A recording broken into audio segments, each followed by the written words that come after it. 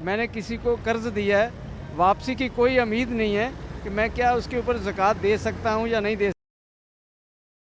पूछ रहे हैं कि फ़र्ज़ करें कि उन्होंने किसी को 50,000 कर्जा दिया है और अब वो उस आदमी से कोई उम्मीद नहीं कि 50,000 वापस आए, ठीक। तो क्या मैं इस 50,000 पे जो मैंने किसी को दिए थे और अब उसके मिलने की उम्मीद ख़त्म हो गई है, इन 50,000 पर भी ज़कात अदा करूं या मैं इन पर ज़कात अदा न करूं? ठीक। तो इसका जवाब ये है कि अगर कोई कर्ज़ा ऐसा है, आपने किसी कर्ज़े पर उसूलन ज़कात होती है, यानी कर्ज़े पर ज़कात का मफ़हूम ये है कि मैंने अगर किसी को कर्ज़ा दिया और मुझे उससे पैसे लेने हैं, जिसको आज की ज़बान में हम कहते हैं रिसीवेबल, जी। कि मेरा अगर कोई काबिल वसूल माल है, तो मैं जब ज़कात का हिसाब करूँगा तो मैं उसको भी शामिल करूँगा कि ये पैसे मुझे फ़लाँ साहब से लेने हैं। लेकिन अगर किसी वजह से ये उम्मीद ख़त्म हो जाती है और अंदाज़ा होता है कि ये साहब अब पैसे नहीं देंगे, तो फिर ऐसे जो कर्ज़े हैं जिनको हम बैड डेट की इस तरह इस्तेमाल करते हैं, जी।